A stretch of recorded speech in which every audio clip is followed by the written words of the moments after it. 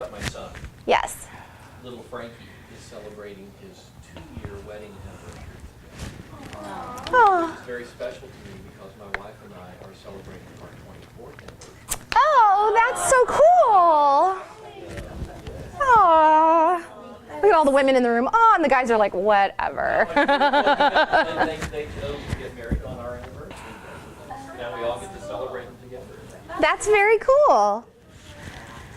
Okay, so frequency. This is why, who in here has heard my speech about building a database? You better raise your hand, woman. Yeah. No, you're participating. If you're not marketing to your database, somebody else is. This is why we market to databases. This is why we farm. Because things happen in people's lives that move us through this pyramid, even when we don't want to move through the pyramid. I am a great example of that. I want to get out of the woodlands so bad I can't see straight. I live in Indian Springs. We're all like ants. We're crawling on top of each other. I'm Frank's demographic because he's been marketing houses out in Tomball and Magnolia, which is exactly where I want to go. And I don't want all this hustle and bustle. I want to get the heck out of here. I'm going back to my roots. I want to buy a farm out in the middle of nowhere, work from home, never see people again. I'm sick of them. All right, that's a bit much. My in-laws live half a mile from us. And my father-in-law has Parkinson's disease. And he's in his 80s, and he's had it now for about 20 years. And we are on call 24/7. Am I ready to move? My credit's good, I got the money. Am I able to move? Am I willing to move? Probably not a good idea. Probably not a good idea. So someday, when my father-in-law is no longer with us, and my mother-in-law, please God, please let her move back to Chicago. When she's gone, see, I keep forgetting you're taping. Oops, that's okay, she knows it. She knows it. I will move from here to here. And believe me, that house is going on the market the next day. Both of them are. And I'm probably buying the first thing I see out in the country. So I did not willingly move through this pyramid. I'm trying to get here, right? But I can't. Life's holding me back. This happens all the time. So if I were not in the mortgage or real estate business, it'd probably be a good idea for somebody like you guys to market to me. I would probably be really excited to know that my house is going up in value. I'd probably be a little anxious to know that interest rates keep going up, right? Makes sense? So this is why we market to a database. This is why we farm an area. This is why we have to do it over and over and over and over and every single month, same people. Got it? Make sense? Now you're not just aimlessly throwing postcards and flyers out there. You have a mission. You have a reason. People will move through life. Who in here is married? Did that change your life? Who in here is divorced? Did that change your life? Who in here has kids? Did that change your life? Oh, yeah. Who in here got a pet? Did that change your life? Exactly. All right. Any questions so far? Any comments? All right, knowing your consumers. We're going to talk a little bit about our 3 buyer segments. So we have baby boomers. Everybody in here know that term? We have Gen X, which is me, and most of the people in here. And then we have Gen Y, which is that pesky, irritating group of younger buyers that think they know everything, and they actually do. And they're irritating the crap out of us because they don't have the exact same demographics we do. We're going to talk about that. We're going to make it a little better today. Okay, so baby boomers are between, this is a couple years old, so probably 50 and 70 now. Here's their traits. So remember our 5 elements. Remember our 5 principles. Remember when Judy said nobody reads the newspaper anymore?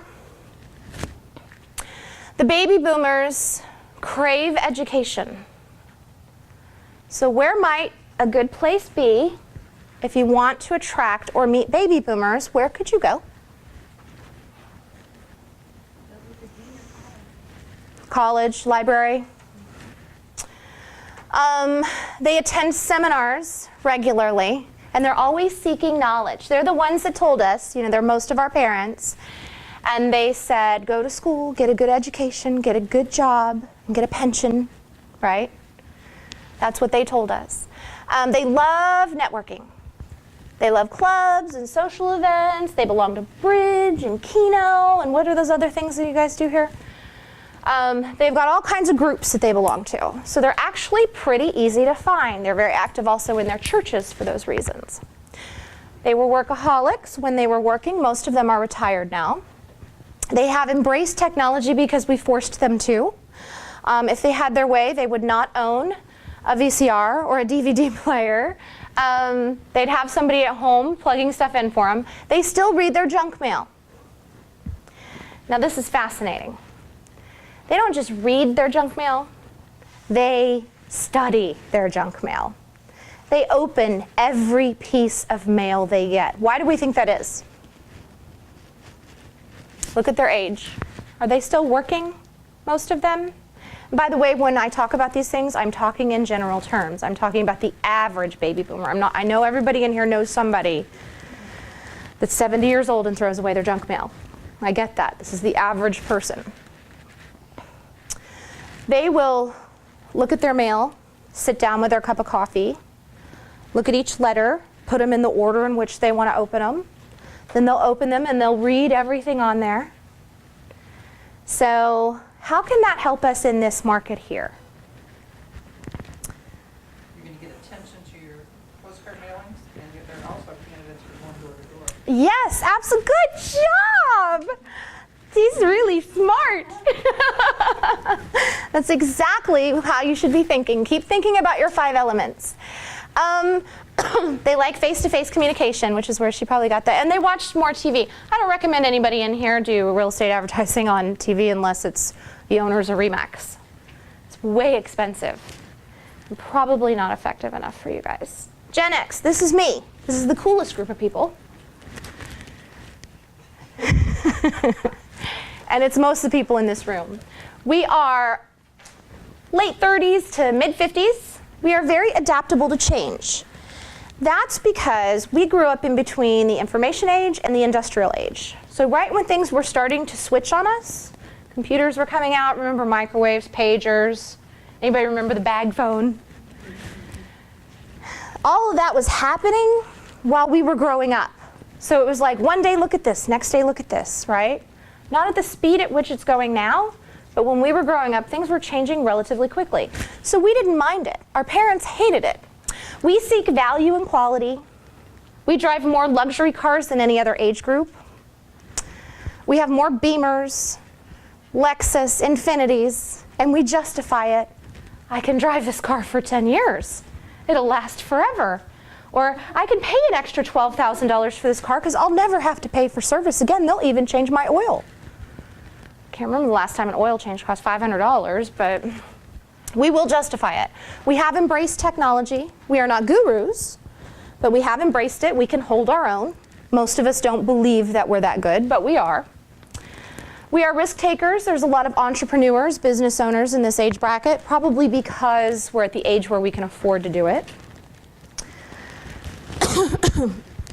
We're less likely to read newspapers. We get our news online, most of us. Baby boomers will scour the newspaper, by the way. So if you're looking for a move-up buyer, would you say that a Gen Xer is probably a move-up buyer? Right? I've probably owned my own home. Maybe got a couple Rugrats running around now. They get to be that age of about 12 years old, and now I need a game room. So I might want to move up into that $600,000 or $500,000 home from my $250,000, right? Would it be a good idea to put that in the newspaper? Why not? You're targeting the wrong market. Yes, exactly, exactly. Would it be a good idea to put that ad online? Yeah. Maybe a Facebook ad? Is this starting to make sense? More likely to use the internet. Got ahead of myself. Okay. These are our brats. They're the children of the boomers and some of the Xers. They're also known as echo boomers. The more popular term nowadays is millennial. They're 11 to 35. They're probably more like 14 to 40 now. 14 to late 30s. They're multitaskers and they have short attention spans. Who here has had their kids sit at dinner with them? They got their iPad in front of them. They got their iPod in their phone. They're texting on their phone with the other hand. They're having a conversation with you and music's blaring in the background with the television. And we say, "You're not listening to me." Guess what? They are. They hear everything. They're soaking it all up. They're categorizing it. And if you ask them, "What did I just say?" they're going to repeat it back to you. They think they're smarter than us, and they actually are. They're the most educated group. They crave technology. So baby boomers have adapted. We're okay with it as Xers. These kids, they crave it. Oh my gosh, there's a new iPhone out. Oh my gosh, there's a new game out. I can't even keep up with it. It's exhausting to me. They crave it. They know how to fix everything. They probably do stuff for you on your computer all the time. Is the internet a good place to try to reach them? I just got a new study out, and I'll be happy to send this to you guys. I got it from AC Nielsen, my alumni. And there's a bunch of new information on how to reach millennials. So I can send this to each of you if you want, or we'll have Debbie bring them to you. They like humor. So if you were to put, say, this picture up in front of them, they may not notice it as much as they would if it were like a cartoon character. For some reason, they like humor. All those stupid comedies that are out, they've been out for like 10 years, and we're like, what's the big deal? They prefer email and texting when communicating. They are used to communicating in 140 characters or less. They don't want you droning on and on and on and telling them things they already know. Don't try to educate them when you're selling to them. Don't say things like, "Now let me tell you something," or, right? Because who does that? Mommy and daddy. What are we doing now? We're not educating them. We're parenting them. And they're adults. They don't want to be parented. They want to be helped. These are the people that will come to you and say, "I need you to write a contract on a house I want to buy." Because they don't understand the value of your service. So you're going to have to find a way to teach them the value of your service without teaching them or making them think they're being taught. So it's tough. Questions? Okay. Wow, we're way ahead of schedule. You know what? Before we do this, I'm going to go through this. This is brand new. I just got this the other day. Let's see if I can find... the millennials are 77 million strong.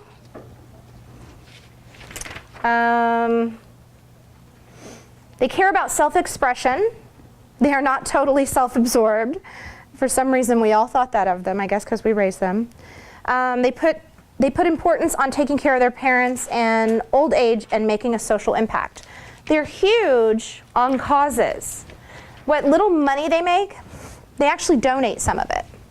So, or they'll donate time. But if they make $24,000 a year, they are very likely to give $20 to the Humane Society or wherever if it's a cause they care about. Which is why cause marketing is so important right now. Their average income is between $24,000 and $48,000, depending on their age, of course. Let's see. I just read through this weekend, and I probably should have highlighted it. Actually, I gave my highlighted version away already.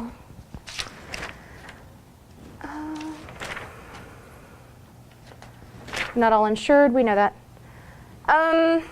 They want to live in urban areas. Kind of stinks when you're selling in the suburbs. Of course, in the Woodlands, we have that urban feel, so I think we're okay. They don't have that white picket fence dream. They really want to be in a place where they can go to work and the gym and out to eat and to the bars and to school and wherever they go within walking distance. So they like the urban areas. I have a thought on that. I think it's because most of them don't have kids yet. When they have kids, they're going to want their white picket fences, so maybe that'll all shift and change. Houston is the number 7 pick for millennials to live in.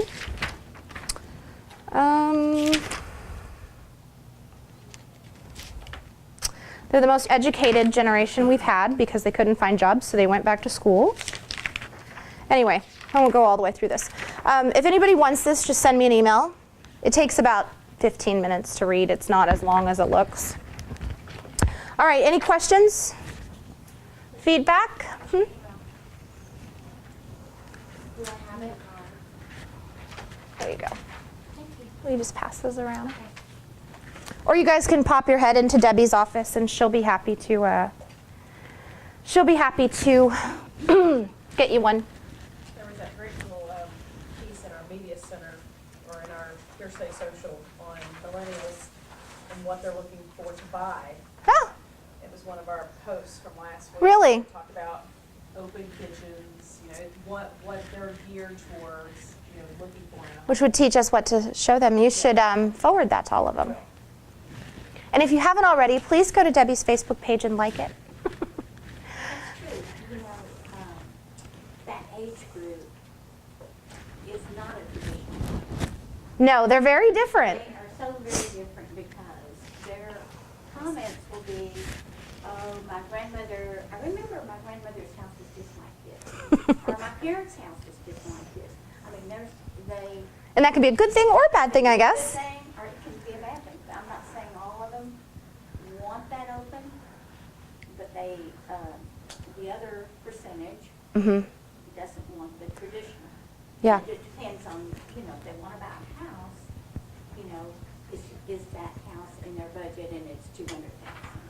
Yeah, I would say they're probably not as likely to buy a house in Panther Creek that needs to be remodeled, even though it's $200,000 less, where they could tear down walls and stuff. They want absolutely something ready to move in, Turnkey.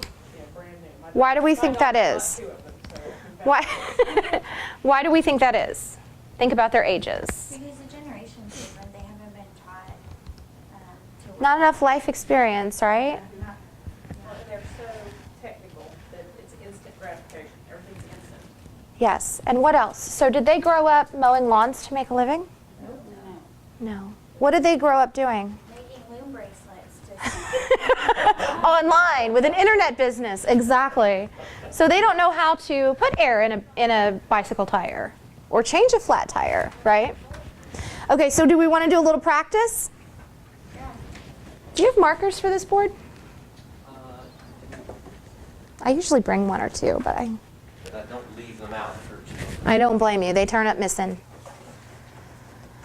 All right, so we'll run through a practice run, and we're going to be done really early. Frank travels with a suitcase. Debbie, do you want to be my Vanna? Orange will work. I was going to do it myself, but I'm afraid I'll trip over it. So you might want to just stay back there. All right, so let's start with a listing. Who in here has a listing that isn't sold? Okay, tell us a little bit about your listing. Go ahead and write these things down. Well, I just got it, so this is perfect because I need help. I've had it 17 days. It's one of those that it's $850,000 Bigger. listing. Okay, So I'm not sure how to market it. so write down 800 plus, 850. on the market 17 days. How many bedrooms does it have? 5, 5 bedrooms, Deb. How many bathrooms? 5.5. 5 bathrooms. Where's it at? Vendor's Landing. Are we going too fast? Bender's Landing. Are there any special features about the house? Other than an acre lot, which is normal out there, but it's 1 acre lot. cool. It's actually small for out there, isn't it? No? Average acre. Maybe I need to look at Bender's Landing. You do. I want like 5 acres. 1 acres. Does it have a pool? Yes, it does have a pool. Is it a nice pool? Beautiful pool. A beautiful pool? Does it have a pool house? Nope. Outdoor kitchen? Summer kitchen. Summer kitchen? What else? Is it brick? Is it 1 story? Mediterranean style. Mediterranean style? 2 story? How many square feet is it? 4,600. What's wrong with it? Say it. Nobody. He's taping. Hit pause. I'm teasing. Don't hit pause. We're going to talk about it. What's wrong with it? I'm having trouble with it as far as like staging. They're older and they Is it dated? No, it's a newer house. It's just, it's hard to see past the stuff. Is it cluttered? Yes. So it's cluttered and they have a unique style Yes. of design. They've lived overseas and they Okay. have all their collections. So they have weird stuff. Eclectic. Weird. Weird stuff inside.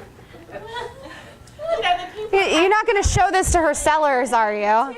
two Okay. different houses and everybody comments about The stuff. Oh, yeah. Okay. And it's cluttered. It's maybe not weird, it's interesting decor. It's museum-esque. Wow. Was a good word to look at. Eclectic. Huh. Okay. What else? I don't know. How many square feet were we? 4,600. 4,600. What school system? Conroe. Did you ask your seller why they bought the house or did they build it? They did buy it. It was a showcase home, a builder's showcase home. Okay. And I believe it sat on the market, but they didn't buy it. They bought it in '08. Okay. And it sat on the market because it is unique. It is Okay. a unique style and it's Mediterranean, like I said. And I think it's one of those that someone's going to either love it or you don't. I think just because of the style, it narrows it down a little bit. And the price. And the price. You You know. got 2 X's against you. Did you ask them why they bought that house? I didn't. Okay. Well, This is actually- something we should do every time. We're going to start thinking like buyers. So whenever you get a listing, and I know they're just flying off the market most of the time right now, this category, this 800,000, not so much, but ask your sellers, why did you buy this house? Great example. I taught this class, had somebody just like her sit in my class, and I said, who has a listing? She's like, oh, I got one, I need some help. And this is before the market was so great. She said, I got this house. It's in Cyprus, I think it was, and it's small. It's 1,100 square feet. It's a patio home. It's got 3 bedrooms and 2 baths, and it looks just like 900 other houses in the area. Cookie cutter, like I can't sell it. Priced at $150.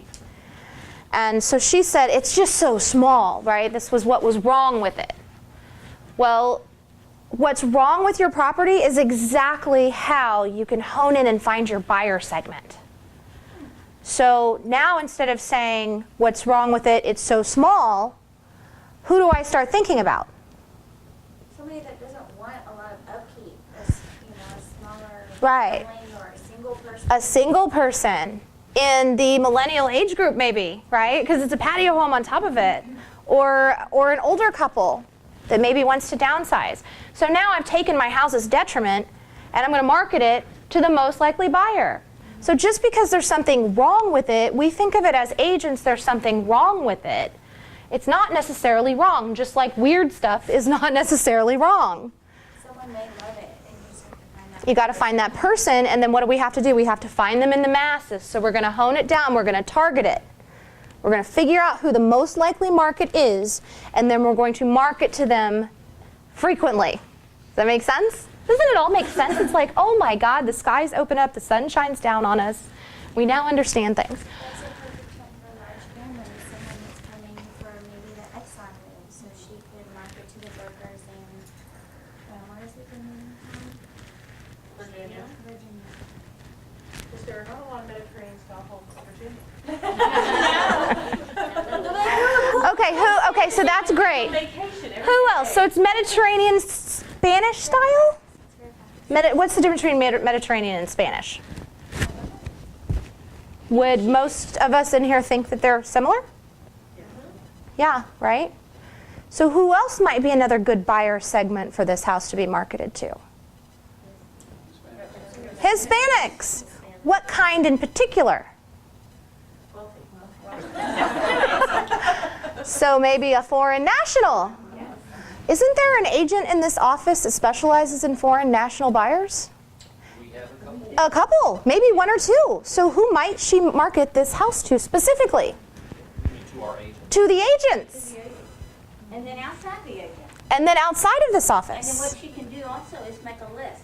Of go to your seller and say, I want you to write down what you like about this house. Why you purchased this house. Perfect. Put it on MLS, or when you market, you can, if it's by email, you can send that. But that's what's going to touch the heart of the buyers, what they want about that house. There you go.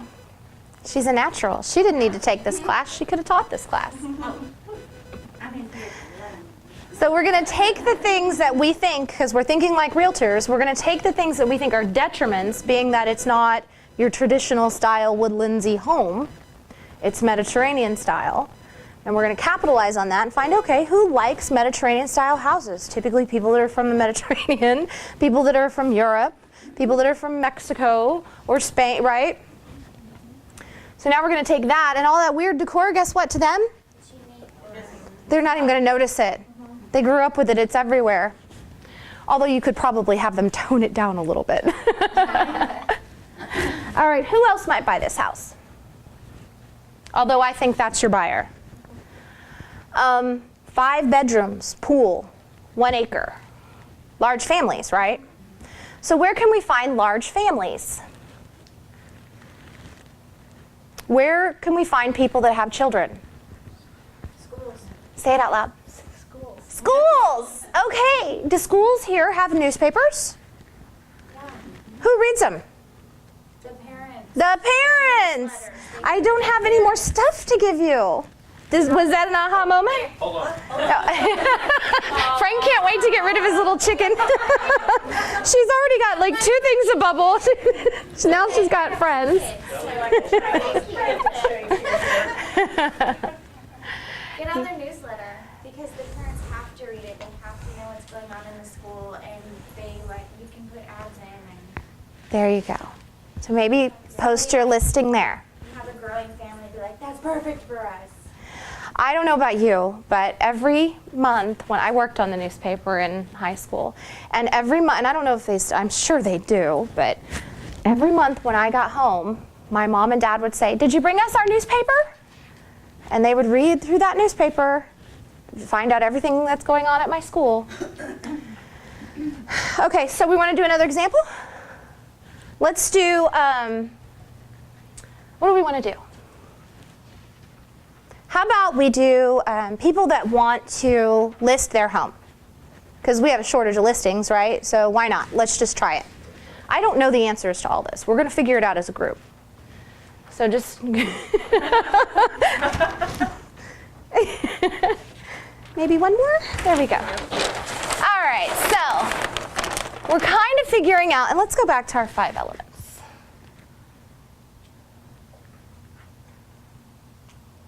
Okay, so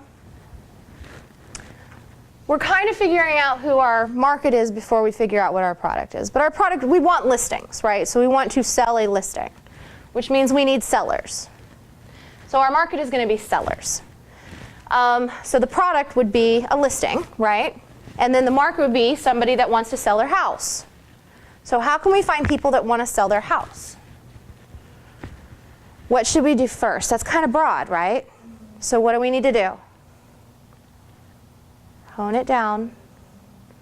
So what kind of people that want to sell their houses do we want to look for? Might look at the age of the homes, Okay. because the newer homes sometimes sell easier. If the home is less than 10, sometimes those are easier. And if the house is less than 5 years old, how likely am I to move? Unlikely, but Not as likely as, say, an area that has 20-year-old homes and maybe has a neighborhood full of empty nesters. So real quick, I'm going to backtrack on you. I got a story to tell you. The kids in my neighborhood never get older than 12. Never. This is why I want to leave the Woodlands. And I live on a cul-de-sac, and lucky for me, that's the racetrack for the bicycles and the skateboards. They never get older than 12. So our houses are about 20-some years old, 2 stories, about 26, 27, 2,800 square feet. Nice areas, decent-sized lots, 2 stories, masters up in every one of them, no game room. So what happens when your kids turn 12? They become gamers. Well, not only that, but they start accumulating all this stuff and all these people. So what happens inside the house? You feel suffocated. It gets small. It gets really small because now Junior, who used to bring his 5-year-old friend over for a sleepover and I could let him camp out in the formal living room, now Junior wants to bring over 4 friends. They want to blare music and play video games and run around the house, and it gets really small. I don't have any space to send them off to because their room is a 9x9 cube, right? Typical house in the Woodlands. The spare bedrooms are 10x10 in my house. Not enough space in there for 2 or 3 people, so where are they going to go? Well, they can go outside a lot of the times, right? So maybe I need a pool or a basketball court or, I don't know, an acre to run around on. Or I need a game room or a media room where they can sit there and do their Game Boy stuff or whatever those stupid games are called. So the kids on my street, when they reached about 12 years old, Mom and Dad are going nuts. They're scratching at themselves, trying to get the kids out of the house. And they move. So the kids on my street always stay the same age. Would my neighborhood be a good neighborhood to target for move-up buyers? Yes. I tell everyone this in this class. Every class I do. I've taught this class 100 times. I tell everyone this. I still get 0 advertising from agents. I sporadically get a piece. So in the Woodlands, I'll teach you guys something about the Woodlands that you may or may not know. It's hot in here. The concept behind the Woodlands was for all 3 income levels to live harmoniously together. So you would have less fortunate, very fortunate, and middle class all living in the same neighborhood. So when you go through the neighborhoods, we'll use mine for example. I live off of Eagle Rock, which is Rush Haven and Falcon Wing, right by Falcon Wing Park. In my area, you have Idlewild, is that what it's called? Idlewood? Okay, those are bigger. Those are like 3,000 square foot houses and up. My neighborhood is about 26, 27, and then if you go a couple streets over, there's like Sand Pebble and Bitterwood, and that's where the patio homes are and the single stories, little 2 small houses, those are all there. So literally within a half a mile, you have 3 different buyer segments. It is not uncommon for people to move from Sand Pebble or Bitterwood over to my street. I have people tell me that all the time. Oh, we lived just over there. Same school. Oh, perfect. Oh, guess what? The entire Woodlands is set up that way. You just got to go in and segment it in your mind. So you can market to first-time home buyers in apartments or outside the Woodlands, and don't market to apartments for first-time home buyers. It doesn't work. Or you can market to these smaller houses for move-up buyers, and then market to those middle houses like mine for even more move-up buyers, and then you can market to those big houses, like she said, for your empty nesters. So what's a good price point for us to be marketing to right now for listings? You just gave us a huge range. Yeah, okay, but so what's the average sales price in the Woodlands? Frank? I'm sorry, 500,000 in our In the Woodland, in your office? average sale price. Holy smokes, you're kidding me. Is that low or high? You're 200,000 over the average. Well, our average is 300,000 outside the Woodlands. Yeah, okay. Inside the Woodlands, it's 500. The average sales price for a home in the Woodlands is like $347, Well, according to Tim Welbus. yeah, our average is 5. Wow, that's incredible. So if that's the average sales price house, what is a good price range to market to in the Woodlands? 300s, 350s, okay? So if I were a realtor, I would probably market to large homes right now that have been on the market just because I think there's more people trying to escape the Woodlands. I think there's as many trying to escape as there are trying to come in. They know what's coming. They know what's coming. It's scaring the heck out of me, yeah. And my kids are grown and I don't need 5 bedrooms anymore. So maybe houses that are 20 years old, priced in that $300,000 to $400,000 range, I think would be a good place to market to get listings. Don't come to my neighborhood. Where do you live? Where do I live? Oh, well, we got to tell them. Oh, you live off Shadow Bend. Uh-huh. Okay, so we're not far from each other. No, Yeah, no. that's a good area to market to. But I also market an area that I lived in when I was married. So I won't tell you that neighborhood because it's a hot neighborhood. Okay. It's easy to get listings if you're fortunate. and to sell them something else. Yeah. Even in this market, you think so? And you know, my thought on getting listings is, you know, if you know the seller, Mhm. if you create a rapport with that seller, and you can always say, well, I can list your house for X commission as long as, you know, I can offer my services for the purchase of another. But, you know, if you don't use me to purchase that other house, then, you know, we're back to whatever the normal commission rate is. Because I have to pay another agent who sells your house. To sell your house, yeah. But, you know, it just in talking that way, this happened to me. I had to make a over $500,000 sale work, and I had to cut my commission in order to make that work. Wow. It would have never worked. So I'm getting paid less, Mhm. but we got the house sold. That was the whole purpose. I was tired of that house. I was tired of that listing. We had about $20,000 that had to be put in redoing the pool, the decking, a lot of things within that backyard. And we did get an estimate. It was close to $20,000. So I went to my seller and I said, you know, you can spend this money, but you're still not going to get your price. Right. I don't care how wonderful that pool is, you may get 50% of it back. Mhm. So I did the numbers. I mean, I did 2 scenarios. Went back to them and said, you know, it's a wash. You're making more money by not redoing that pool. Yeah. So there are. And sometimes that's the truth, right? And yes, and it is the truth. It was the truth with this one, I know. But anyway, you can buy a house